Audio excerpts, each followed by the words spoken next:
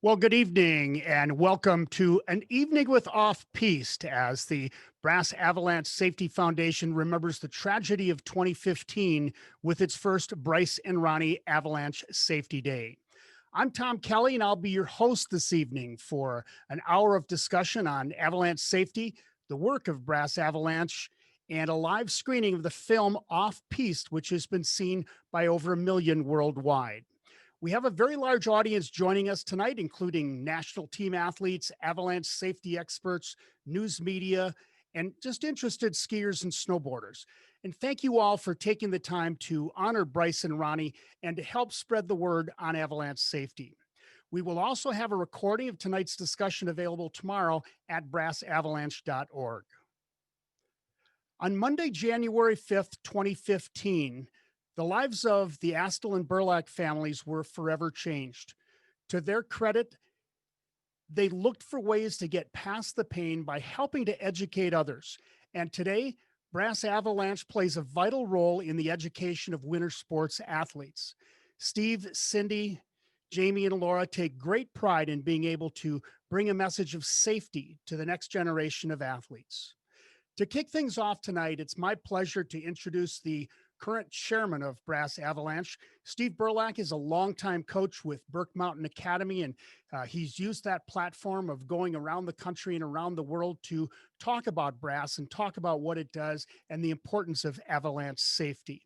It's my pleasure now to kick things off to welcome the chairman of Brass Avalanche, Steve Burlak.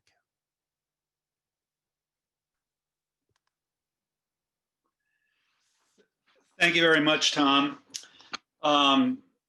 On behalf of the Astles and the Burlaks, the Brass Board of Directors, and the many people that create and deliver our content to a myriad of enthusiasts in both North America and Europe, it's my pleasure to welcome you and thank you for attending the inaugural Bryce and Ronnie Avalanche Safety Day. Brass was formed in response to the accident report that brought forth the conclusion that the coaches and the athletes were not prepared for the events that they encountered that day in Solden, Austria, on the Rotkarl, skiing between Piste 1 and 30, off a lift service. And we decided to form Brass as a way to not only memorialize the boys, but also create and deliver meaningful content to athletes and coaches. Our initial target audience was the 35,000 ski and snowboard members. And we have seen huge changes in the last 5 years as a tsunami of available content at many points of entry, from simple online self-paced platforms to actual online webinar platforms that are more interactive, to full-on multi-day on-snow course offerings. There is something for everyone, and there really is no reason for any enthusiast to be in the situation that group of boys found themselves in January 5th, 2015. The word is spread enthusiast to enthusiast, club to club, coach to coach, athlete to athlete. And anyone who is viewing this program is an enthusiast. And it's something that you really have to talk up amongst your peer group. The sale of hard and soft goods for ski mountaineering, randonnée skiing, side country skiing has increased 160% in the last couple of years. We all saw a huge level of increase in participation as the pandemic hit, and the resorts closed early last year. And correspondingly, there were many more challenges in the backcountry, and a lot of this was the result of a lack of education. And that is our mission, to overcome that. This has not come without a cost. Brass has spent $250,000 over the last 5 years creating this meaningful content and delivering it to thousands of people. We've just initiated our first real grassroots general population fundraising campaign. You're seeing the donate now buttons on all the material we're putting on social media. And if you feel you can support us, it would be much appreciated. In closing, I want to thank Tom Kelly. He is our communications officer. He is the straw that stirs our drink at Brass. His passion and his commitment and skill have really put us in a very effective place in the international snow safety world. With that, I'll pass it back to you, Tom, and look forward to a great program. Well, Steve, thank you very much, and thanks for all that that you do. Tiger Shaw is a native Vermonter and a two-time Olympian and one of the top alpine technical skiers of his time. In the early morning hours of January 5th, 2015, Tiger was just 6 months into his new role as president and CEO of U.S. Ski and Snowboard. It was a great tragedy for the U.S. ski team, creating a period of introspective thinking and working together with Brass Avalanche as well as the Utah Avalanche Center. U.S. Ski and Snowboard has put together avalanche safety education that is now a required part of membership and coaching certification. And Tiger, welcome. Thanks for joining us today. Thanks, Tom. And let me get you on the screen there. And there you go. So I want to, before we get into talking about avalanche safety, Tiger, I just want to give you a second to talk about the results that we've seen this year. Being a cross-country fan, I'm excited to get up every morning and see we finish 1-2. Alpine has seen some new podiums athletes, so a good job amidst the challenges of COVID. Yeah, we're excited. I mean, we've had a heck of a start to the season across sports, including freestyle, and obviously the cross country of two American women, Jessie and Rosie, leading the Tour de Ski now, the equivalent of cycling Tour de France in Europe. And the Alpine results are amazing in the number of different athletes that have achieved those results. So we're lucky. We're having a great start, even despite this COVID year. Yeah. Tiger, let's go back to that day and that night in January of 2015. And, can you share any memories of, first of all, what went through your mind and what was going on that day in the immediate throes of this tragedy? Well, it obviously an incredibly horrible time in our history and so devastating for the families. And everybody remembers where they were when they got the news. I was in Stowe, Vermont, and heard that the boys had died in an avalanche, and was of course just horrified by the information and just the thought of something like that happening while the team was in Solden. And to this day, is just devastating. And but there are a lot of amazing things that have come out of it. And I really want to say hats off to all of you, Jamie, Laura, and Steve and Cindy and Tom, you leading the charge here, and all of the resources and people that have been putting a lot of effort into education. It is amazing. Let's talk first about Off-Piste. This was an idea that came out of the early stages of the formation of the Brass Foundation. You were very involved in that together with the families. Can you share some thoughts on the original concept of Off-Piste and how it got moving along in those early days? Yeah, well, it was really a great idea from the beginning to create a video that, video is worth 1,000 words or more. So conveying the gravity of the safety and the danger of athletes, being in avalanche terrain and just experiencing it. And the video and movie do an amazing job of really up close and personal, showing you how easily an avalanche can occur and the devastating impacts. And so it has a huge impact on people, and followed on with the training that's been developed since. It's just been an incredible 1-2 punch. And to hear Steve say that over 1 million people have now watched the video is extraordinary. It's changed awareness dramatically. Yeah, it really has. One of the programs that you put in place at US Ski and Snowboard this past year was several years in the making, a program to develop basic education for all of your members and all of your coaches as a part of the certification process. Talk a little bit about that program and the success that you've seen since it was implemented a year ago. Yeah, well, the concept, of course, is training, video-based training, but you have to develop content that you can put into a learning management system so you can track people and authenticate who has come in, who has watched it, have they paid attention, have they answered the questions, and actually received the training.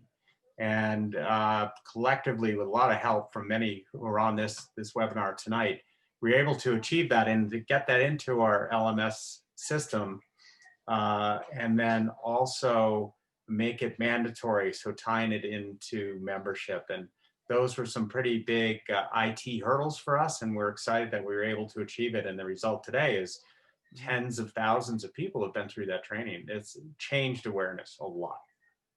Tigers, you look across the country and you look at the club programs, and you have 400 plus US ski and snowboard clubs. Are you starting to see a difference in those clubs and the importance of this type of education? I am. When we go to, for instance, Copper Mountain in the fall, Alpine Training Center, and see all the Eastern clubs there, I have a chance to interact with a lot of the coaches, and many of them grew up in the East, haven't really been exposed to snow that can kill you, and they really thankful that basically they were coerced into going through the training. In other words, you couldn't get your coaches license this year until you had been through the training, and they changed their lives, changed their awareness, and changed the world out there considerably. Good. Well, Tiger, thanks for all you're doing at US Ski and Snowboard, and we appreciate you joining us here tonight. Tiger Shaw, President and CEO of US Ski and Snowboard. Thanks for having me, Tom.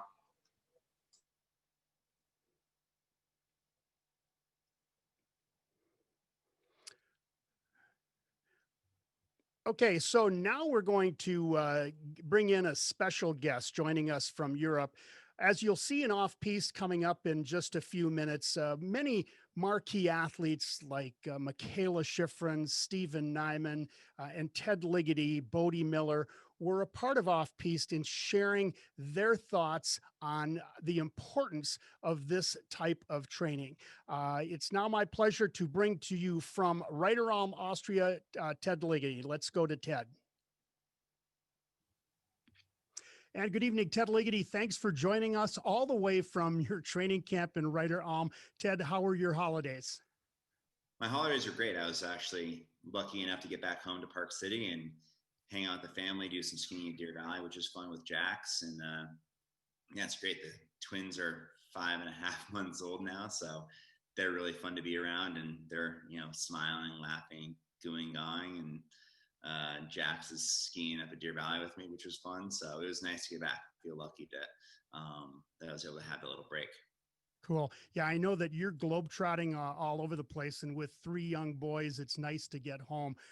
So where's your training base right now? I know you're leading up to the races in Adelboden coming up in this weekend. So where are you situated right now? We're training right now in Reiteralm, ready for Adelboden, exactly. And Adelboden is an interesting place. This is one of the true classic giant slaloms. Tell us a little bit about that race and why it's such an important one for you as one of the great giant slalom skiers to look forward to. Yeah, Adelboden is very unique. It's basically on a cow pasture. It's unlike any other hill you really ski at a normal ski area. It's a lot of terrain, a lot of like ups and downs and side hills, and it just is like looks unique. There's like farmhouses on the side of the trail where they store hay and everything, and it's wild. It's a totally different hill. It has 2 of like the steepest pitches on the World Cup. They're short, but one of them is like a free fall right down to the finish line. Like this year is going to be different because normally you like go over the last pitch and you're just like looking right at the stands at 40,000 people, and it's wild this year. So yeah, no crowds will be a little bit different, but it's a really unique hill. It's always a lot of fun. It's a challenging hill in the sense that like no 2 turns are alike. So it's always a fun one. Yeah, that last pitch coming down into the stadium when it is full of fans is one of the most exhilarating experiences in ski racing. Let's talk a little bit about, first of all, your objectives right now, what you are shooting for.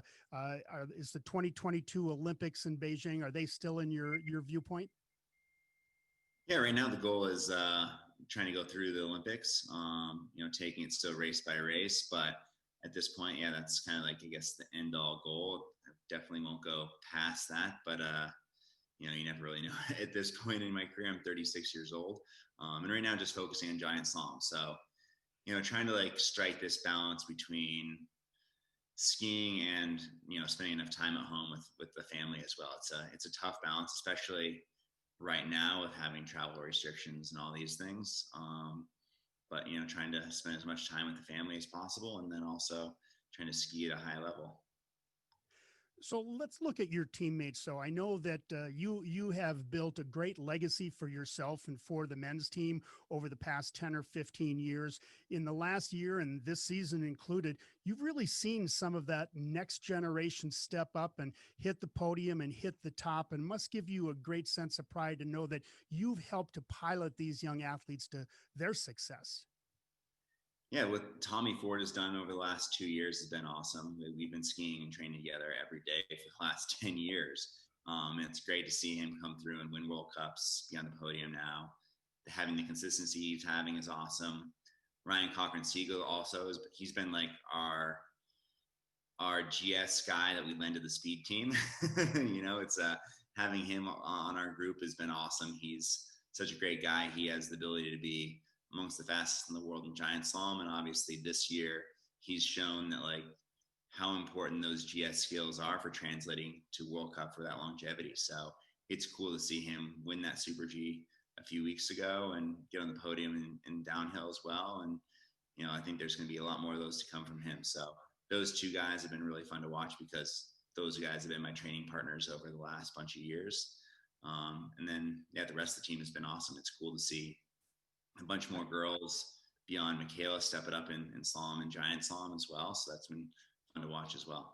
Yeah, it's been fun to watch, just being able to tune in every weekend on Peacock or wherever the races are playing and know that there's a U.S. opportunity. So let's get to the matter at hand. This is Bryce and Ronnie Avalanche Safety Day, the first annual. It's the 6th anniversary since that tragic accident in 2015. I know that you did not know Bryce and Ronnie well, but what memories do you have of them and of that accident back in 2015? Yeah, they're both on their first or second years on the team, and definitely the younger guys. And I remember seeing them in the gym, and we always play a lot of basketball or whatever other sports in the gym, and just seeing those guys. They're both fun-loving guys.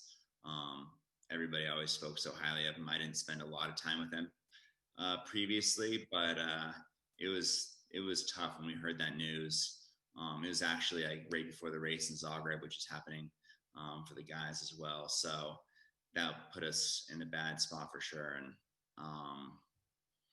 it's something that, could happen to any of us. I remember so many times I've been in Solden actually years before that and skiing in the back country and side country there. And even like some of the, just like in Europe, the resorts don't mark what's controlled or not. And it's really easy to get into some scary situations that being a young athlete and thinking you're invincible and just looking to have fun out in the powder, you don't think about the consequences really.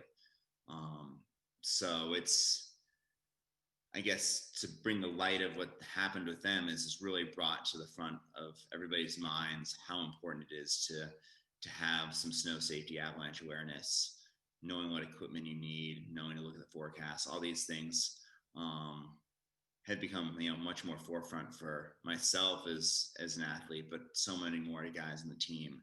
It really shows us how important it is, because we ski race, we bash gates is a really controlled environment, but we all love to go skiing. I've been in the backcountry filming with Warren Miller or with GoPro or whatever it is, and for fun and to get some knowledge and awareness of what's going on in the backcountry and having the right equipment and all that stuff. Being with people that know what they're doing is really, really important. And I've come to appreciate that more and more and realize how important that is as I've gotten older. Ted, you are known not just as a great gate racer, but someone who is good all over the mountain. And I know you enjoyed skiing the mountain when you were growing up in Park City. You've been able to get on some amazing mountains around the world. When you are making that decision to go off piste, what are some of the precautions that you take before you get off the groomed trails? If I'm going to get off the groomed trails, I'm always looking at the forecast, the snow conditions, what the local avalanche report is saying. That's, I think, the most important key thing: having the right equipment, having your peeps, and having your probe and an ABS pack or whatever else it is, shovel, all those important equipment. Just being really aware of the surroundings. I mean, even if the Avi report is good, if you see signs of stuff sliding, you just don't do it. It's always important also to go with people also, so you're not out there by yourself, and go one at a time, and all those things. So it's important to be very aware of your surroundings. How important to you is skiing with someone with knowledge? I know you're oftentimes on mountains in Europe that you may have developed familiarity with over the years, but do you search out local mountain guides, or do you have those connections that can give you that extra added information? When I go back home in Utah, when I go in the backcountry, I always go with somebody who knows far more, is either, taken a level 3+ Abbey course and knows more, and is also a more cautious person than I am, so that I have somebody there to pump the brakes for sure. But then in Europe, we've gone with some guides before too, to various places. So yeah, it's important to always try to have somebody more knowledgeable with you, and somebody who knows what's going on.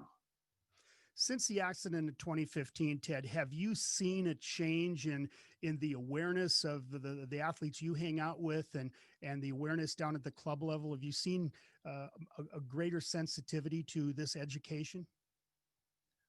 On the team, I definitely have seen a big awareness. Like I said, like 10 years ago, we would just go do really crazy, stupid stuff that, looking back at it, I feel really lucky that, I'm here, because, it's a powder day. You want to go powder skiing. You're super excited. You don't get to ski on your fat skis that often, and you just want to go. And now everybody, when it's a powder day, thinks first before getting out there and makes sure we have peeps and we have the right equipment. Whereas before, we just go out there, no equipment or anything. And so that's something that's definitely changed. On the club level, I think everybody knows now that there's awareness in the US, at least in the ski areas. For the most part, it's very well controlled, but once you duck that rope, you're on your own. And I think the awareness for that's becoming more and more. Just one final thing, Ted. This is Bryce and Ronnie Avalanche Snow Safety Day, and in a few minutes, this group is going to be watching a live screening of Off Piste. You were one of the athletes that was featured in that film, and it's really helped to educate over 1 million skiers and snowboarders around the world. What one recommendation or piece of advice might you give to those listening here today on Bryce and Ronnie Snow Safety Education Day? Just remembering their legacy is really important. I mean, of course, it's, getting out and getting the gear, getting the training, getting the forecast, get the picture, and get out of harm's way. Those are the big things that they really preach at Brass. So that's important to know, what you're doing. Well, Ted, thank you very much for joining us. We'll be watching this weekend. Good luck to you in Adelboden and on the way to Beijing. And thank you very much. Thanks for having me.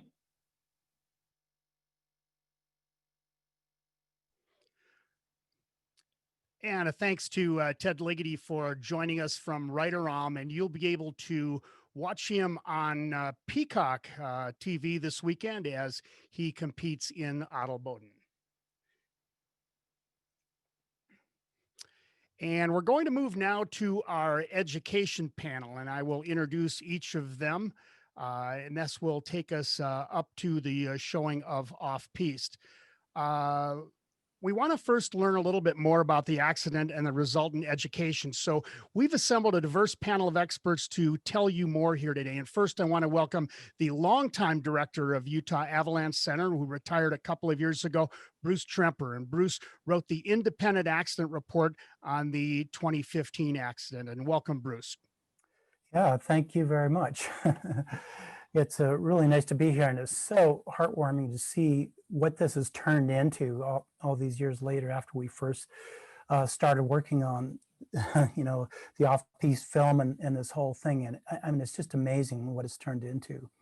Well, thanks. And we're gonna come back to you, Bruce, in just a second. We'll introduce the rest of the panel, and Bruce is going to tell us about the accident report. And by the way, you can find the accident report on brassavalanche.org if you want to look at a very detailed document with lots of good learnings out of it. Next, another Utah Avalanche Center expert, someone that we've worked with quite a bit. He is renowned for the impactful videos that he has created for Utah Avalanche Center. He was also the director of Off-Piste. How about a big welcome for Trent Meisenheimer? Trent, thanks for joining us. Thank you for having me. And finally, the last member of our panel, a really fascinated skier and climber who leads probably one of the most adventurous lives in outdoor sport. Lindsay Mann is an ARI certified avalanche instructor. In addition, she's a highly respected mountain guide and has led groups on Rainier and Denali. Today, she's the mountain experience director at the Sun Valley Ski Education Foundation and also serves as a Brass 101 instructor. And Lindsay, thank you for joining us tonight. Thanks for having me. And I'm going to just take a second and make sure we have all of you on the screen here. So bear with me for a sec. And I think I have, I got to get Trent on there. Okay, very good. And Bruce, we're going to go back to you. You were tasked with doing an independent accident report. And I wonder if you could start things off by giving us some of the basics of what happened on that beautiful Bluebird Day in Solden 6 years ago today. Yeah, I'd love to. And, this all started when I read in the newspaper about Ronnie and Bryce. And just looking at their photos, I literally just burst into tears and, reading the article because that was me. I grew up as a ski racer also and raced on the national circuit and the Can-Am circuit, it was called in those days, and was on the U.S. ski team talent squad.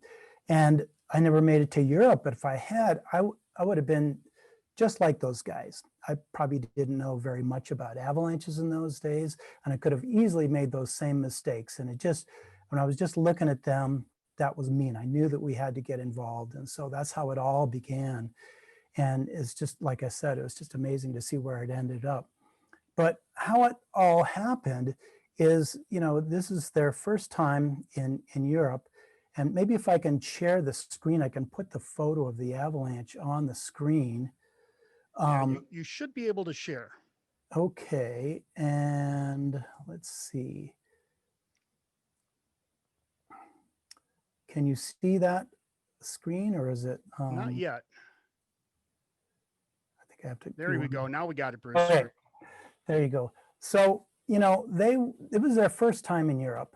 And they were used to the way they do avalanche control in the United States. Everything inside the ski area boundary, the ski patrol knock all the avalanches down in the morning with explosives. And you can go pretty much everywhere in the ski area. So they were used to that, and they didn't know the concept of piste. Now, when you go to Europe, you need to learn what on-piste and off-piste means. It's very different than the United States. They control the places on the runs. On the marked runs is called the piste, and in between the runs, they don't necessarily make it safe for avalanches in between the runs. It's a completely different concept in Europe. And that's the first thing you got to learn when you go to Europe. Well, they didn't know that. And so they were just behaving just like they do in the United States.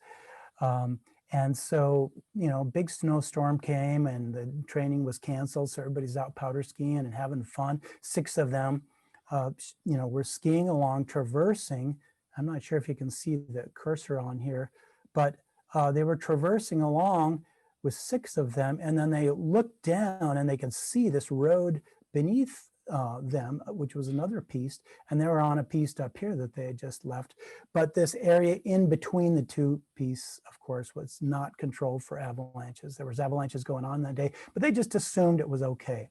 There was other tracks going down right here of some German-speaking fellows that went down just before them, and they saw them go down and everything was fine. So they just, of course, said, hey, let's go get some of that. And so 6 of them were on the slope at the same time. Unfortunately, they just didn't know it was dangerous. They were just behaving in their normal manner, and the whole thing broke out. And then 2 skiers in front were able to exit off this way when it started dinner plating underneath them. And then the 2 skiers up by the top were able to go different directions and get off of this avalanche. But the 2 in the middle, Ronnie and Bryce, were swept down, down here. And then at the very bottom, there's a very abrupt transition at the bottom. And the trouble with those abrupt transitions is that they bury somebody very, very deeply in what we call a terrain trap. And so they were buried quite deeply. No beacons, no shovels, no avalanche rescue gear. So there's no way to get to them in time to save their life. So, you know, they borrowed some gear from the German-speaking fellows who'd come down just before and saw it happen. And so they were probing and trying to dig them out. And then other rescuers showed up. This photo was taken after a lot of other snowcats and, you know, helicopters showed up, other rescuers. But by the time they got them out, it was just too late. It was just a very, very tragic accident.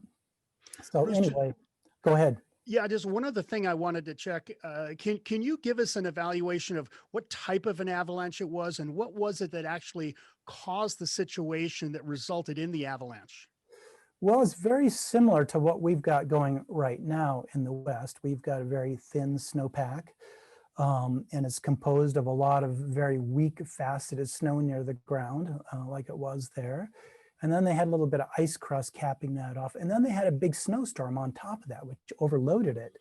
And so it's just like the conditions we have pretty much here today. You know, the wind blew, the snow came down and overloaded those very weak, fragile layers near the ground. It was a very obviously dangerous condition. It was called level 3 avalanche condition, or level orange, which in the United States, the first, if you read the description, the first phrase is dangerous conditions. And they didn't look at the avalanche report. They didn't think they had to look at an avalanche report. So they got on that thing, the whole slope collapsed, and away it goes. Well, Bruce, thank you. And I want to go to Trent now. And Trent, you are known for the impactful videos that you have made, educational videos for Utah Avalanche Center and others. Can you take us back to those early discussions as you, the director of the film, are talking with the Brass Foundation folks, the families, and somewhere along the line, the decision was made to do an actual recreation of the accident, which is very, very poignant. Can you take us back to those early discussions and speak a little bit to the vision of the film in its early days? Yeah, yeah. And thanks for having me here, Tom. This is a special event. You know, I did not know Bryce or Ronnie when I really came into the project. I had heard of their names through the grapevine, and once I told friends about the project, they were like, "Oh, I knew Bryce," and they would tell me these stories. And it turns out my younger brother actually went to high school with him, and but I was a snowboarder. He skied at Alta. I live here in Utah. But as the film started out, it started pretty basic. Like we didn't have a large budget for it, which was okay.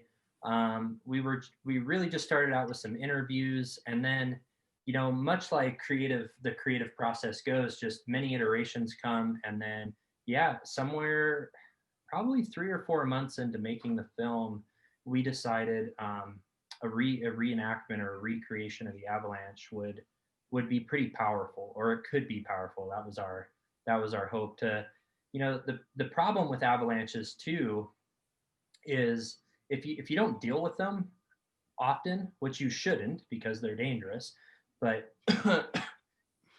the snow just seems like snow. And when an accident happens, it's really hard to put yourself in the shoes, to create that chaos feeling or that panic or that sense of urgency. And so I think that's what we wanted to do with the film is, and then also to bring out that emotion. Cause I mean, these were two human lives and two great, great young men and with, these bright futures and, hopefully that could change, pull at the human heartstrings a little bit there. Yeah. As you were filming those segments, was that a challenging project to be on site with those athletes and recreating that scene and bringing back the emotions of that day? Yeah, it really was. And, through the entire process of making this film, I feel like I kind of know Bryce and Ronnie now, like I also got to travel, and I'll answer your question, but I also got to travel to the East Coast. I got to go to Burke Mountain Academy. I saw his room. I went and spent 4 or 5 days there back east with Ronnie's parents. And I've been over to the Astel's house many times as well, had dinner, had a beer with their dad. It's just really great. I feel like through this whole process, I really got to know these two young men. But yeah, it was hard. We actually filmed the reenactment on the backside of Snowbird. It was really amazing, all the support we had. Snowbird donated a snowcat for us for the day to get us out there. We spent all day like with shovels ruffling the snow to make it look like an avalanche. And digging somebody out of the snow with a US ski team jacket on, it was like, just holding the camera and filming that was pretty heavy. And then, the other scene where we brought a helicopter in and we're zipping up the body bag, it hits you on another level. It's the real, it's pretty real. Being a little bit of a production geek myself, and I know that you're a whiz with the editing process, but I remember you showed me one day how many layers of content you have in here. And I say this so as folks, when you watch this film tonight, just look at the level of detail that Trent and his team put into that. How many layers of content did you have built into this thing? There's probably 150 layers between, 15 layers of different film clips, and then you have your coloring layers. Then you have all your titles and lower thirds, and then 50 to 80 sound effect layers. So it's a pretty big project. It's not Warner Studio Batman that has over 1,000 or 2,000 layers in there, but it definitely was, one of the more complicated films that I've had to put together. Luckily, I had a good partner, Arias Sorbani, and it was fun. And Bruce Tremper, and then the whole brass team. We worked like crazy for over a year to produce the film. Well, it's an amazing film, and we're going to have you back after the screening tonight to possibly answer more questions. Lindsay Mann, I want to go to you and thank you for joining us. And in particular, thank you for the work that you've done with Brass 101 this year and helping to educate so many athletes. So you are in charge of safety for a really important and a large club program. What are some of the things that you have put in place in your program in Sun Valley to help better educate your athletes and coaches there? Well, one of the most useful tools that we've had is the off-piste video, and watching the athletes and coaches and parents react to that. It just helps us illustrate why this is so important. And so it really helps with that initial engagement piece and gets your foot in the door to be able to deliver programming. And then we do avalanche awareness presentations with our athletes. They're catered to the athletes based on the age and based on the discipline. One thing that we really try and incorporate is how can they use some of this information now and how does it pertain to them? So for example, for the Alpine group is we looked at some different slope angles from our race venues that they know so well and started looking at it through the eyes of, where on this course is there avalanche terrain, and just starting to get and build curiosity around the fact of, you know, there's certain times and there's certain days where we need to put on our avalanche goggles and look at terrain a little bit differently and try and build that curiosity. I love that concept of using actual race courses to understand the angles of pitch. That's a really clever one. You also, and let's set COVID aside because I know that changes a lot of things. But in a normal situation, when your coaches are traveling with a team, be it in the U.S. or over to Europe or maybe to South America for training, but have you put some special protocols in place to give the coaches some tools to better manage the group and keep them safe?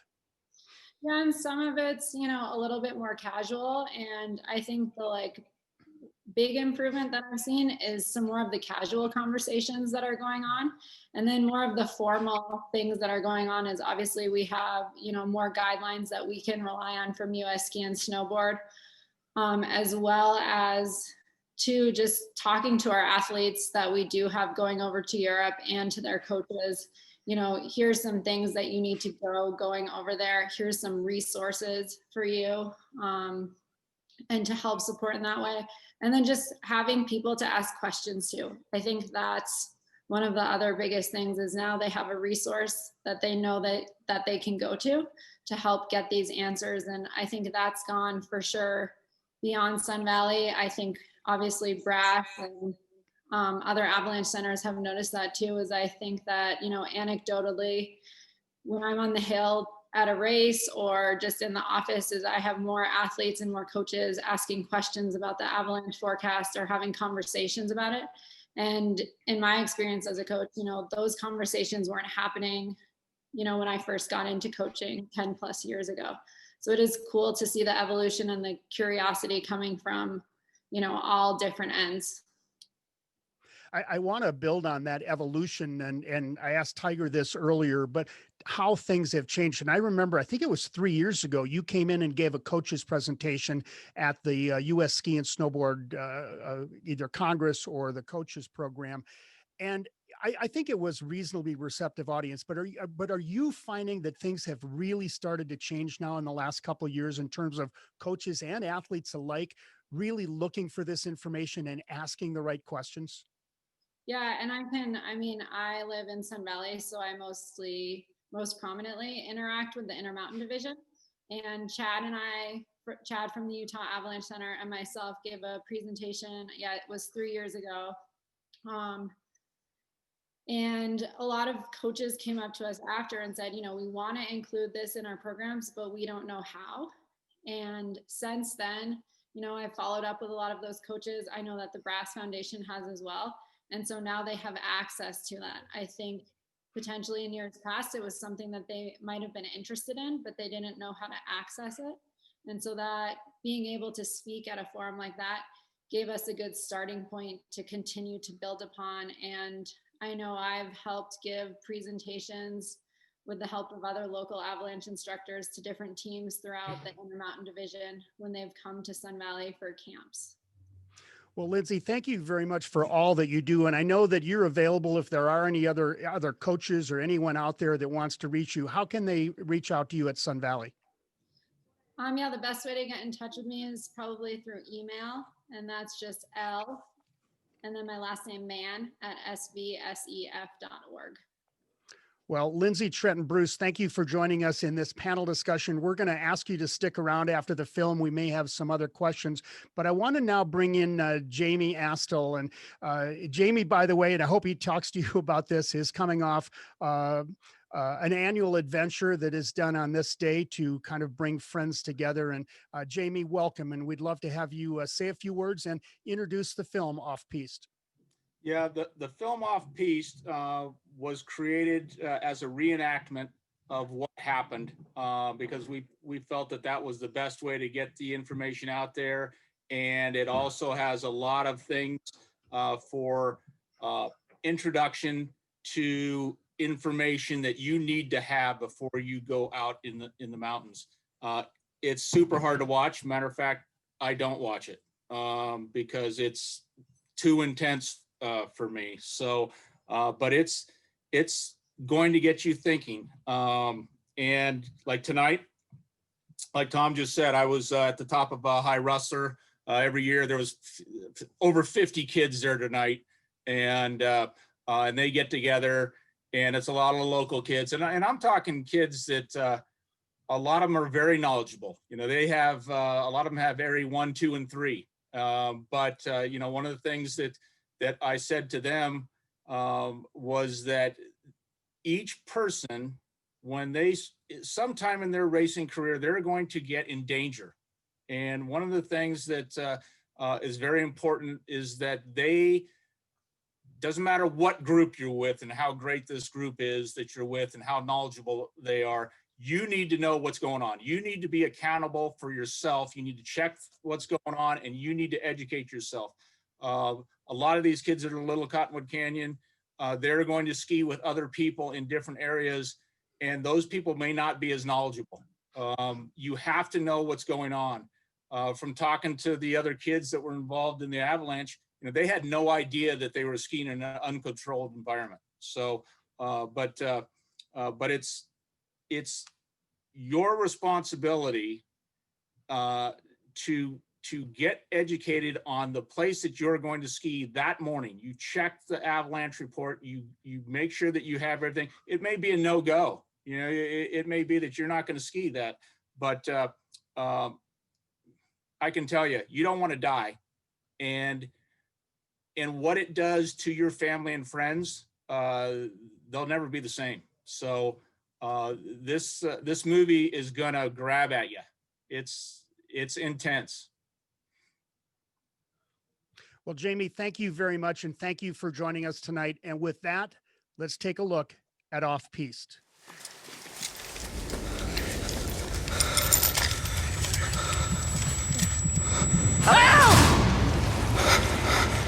Johnny, you guys see him up there? Guys, what should we do? Start digging! Are they wearing beacons? No beacons. Dispatch, possible 2 avalanche victims buried. 1, 2, 1, here. I see something. Is this one of your friends? Yeah, that's Bryce. No pulse. Starting CPR. 1, 2, 3, 4, 5, 16, 17, 18, 19, 20, 1, 2, 3, 4, 5, 6, 7, 8. Lift on 3. 1, 2, 3. Are you sure there were only 2? Yeah, there's 2. There's 2. Okay, we're gonna find him. Johnny! Not breathing, no pulse. Starting CPR.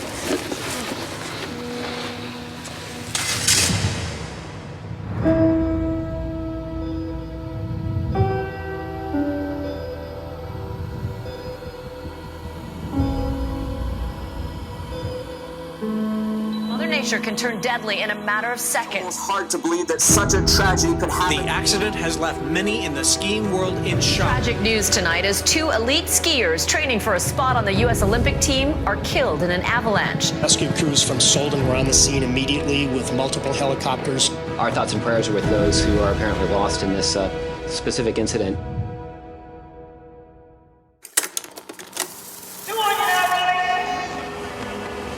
Go for it, Brycey!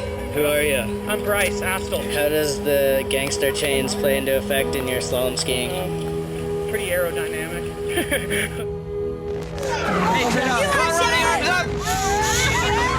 Happy birthday to you.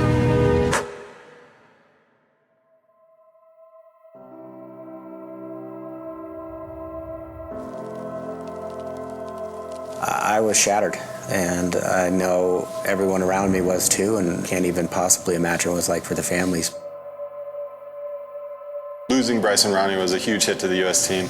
They're the next generation. These 2 guys were the best in their disciplines. Bryce in slalom, Ronnie in downhill and Super G. They were the next up-and-comers. They could be the guys competing in the Olympics.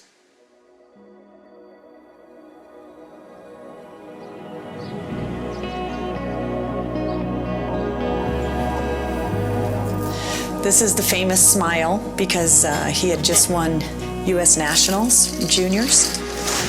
He always had my back, and it makes you appreciate it more now that he's not here, you know? Bryce was such an important part of my life, and after we lost him, it was a pretty easy decision for my wife and I to name our son Bryce. He lived for every moment. He would get done training and he would go out and he would ski.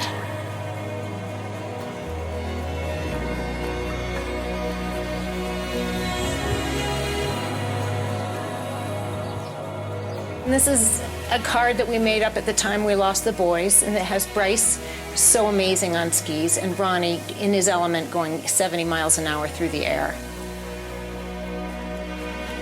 He was kind, and he was grounded. Ronnie, he was always just a jokester. He wasn't afraid of the World Cup vet. He would just always speak his mind to me, and I love that about him, you know? Watching him laughing just made me think, wow, I have the best brother ever. He was a good teammate, he was a good friend, a good son, and we had a lot of fun together. January 1st, 2015, I took Bryce to the airport. He was going to hook up with Ronnie Burlack and the rest of the U.S. ski team. They were going to Europe to train for Europa Cup. We got to Solden, and it had just snowed a lot. Obviously, there's no training because there's so much snow. So we sent everyone out to go ski around and have some fun. Just seeing snow that's untouched and being like, this is a dream come true. We were having an amazing time. We could see the bottom of the valley, we could see the road, so we started skiing. I just remember skiing across this face, and all of a sudden, I just heard cracking.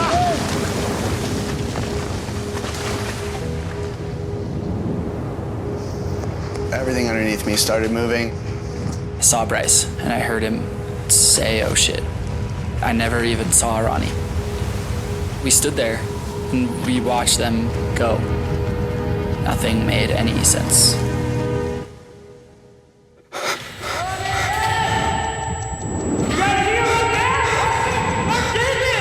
Then it just instinct took over, and there were people who had skied down right before us who saw everything and pulled out their transceivers.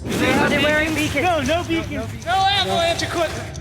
I need shovels, That was when I realized how stupid we were being. Okay, does anybody have a probe? We're at the bottom of Solden 1. We need helicopter, 2 more patrollers, hasty team, then AED. Probably took 15 minutes for helicopters to come in. I was pretty aware that it had been too long. The first thing that appeared was Bryce's boots sticking up out of the snow. He was upside down. His boot was 6 feet from the surface. Came across Ronnie a few minutes later. Ronnie, we got him. Did you get him out of the hole? That was an image that I'll never forget.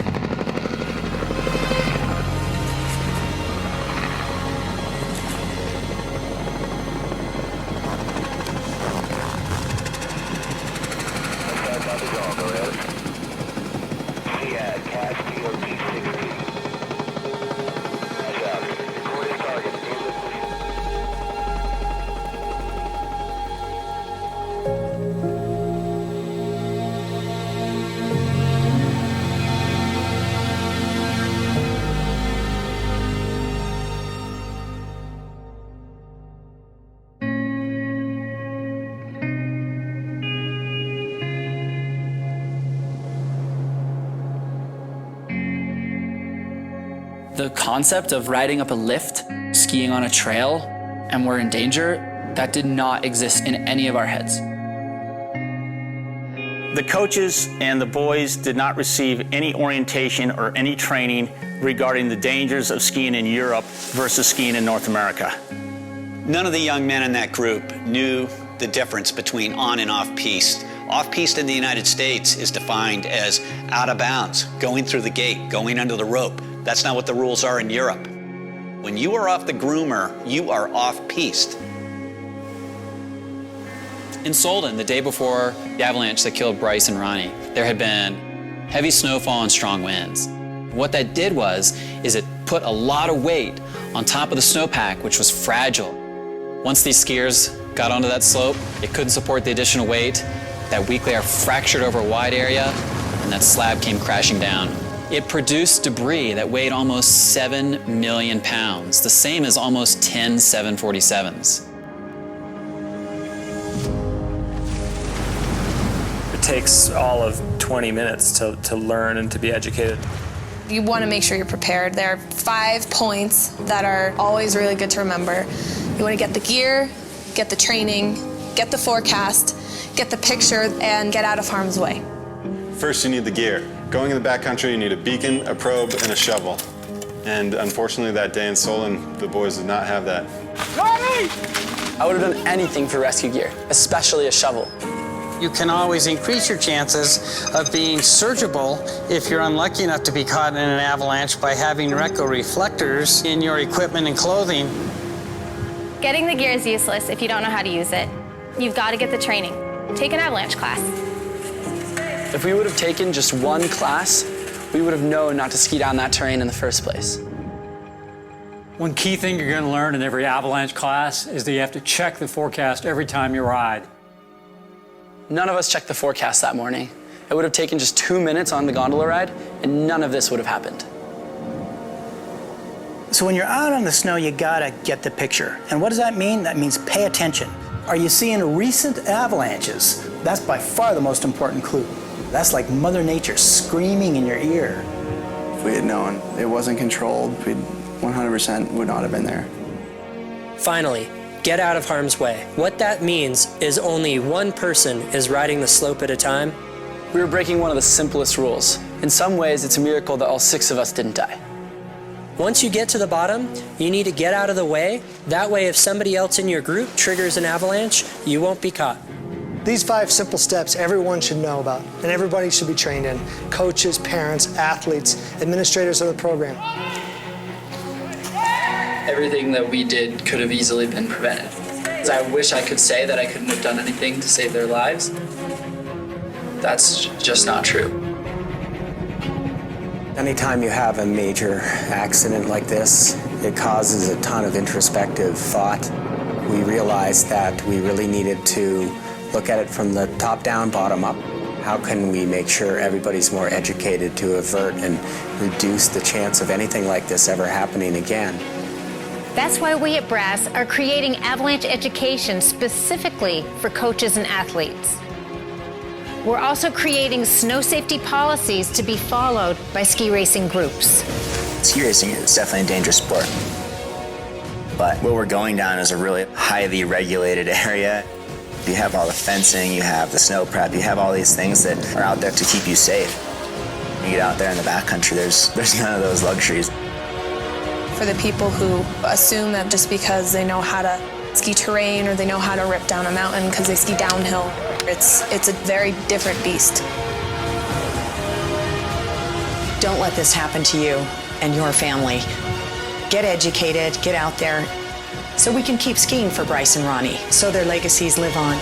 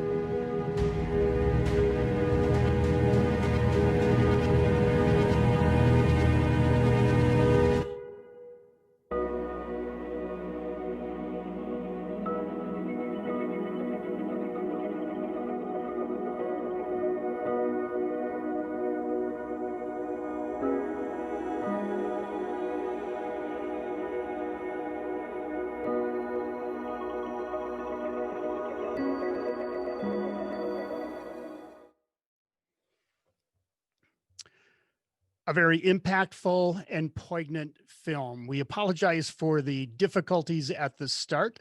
I have shared a link in the chat where you can actually download or view online a copy of Off Piste.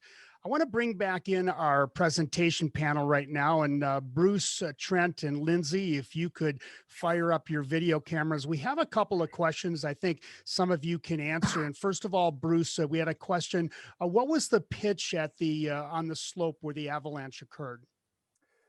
Yeah, I believe it was right around 35 degrees, and that's very, very typical for avalanche terrain. 39 degrees is the most common angle for avalanches.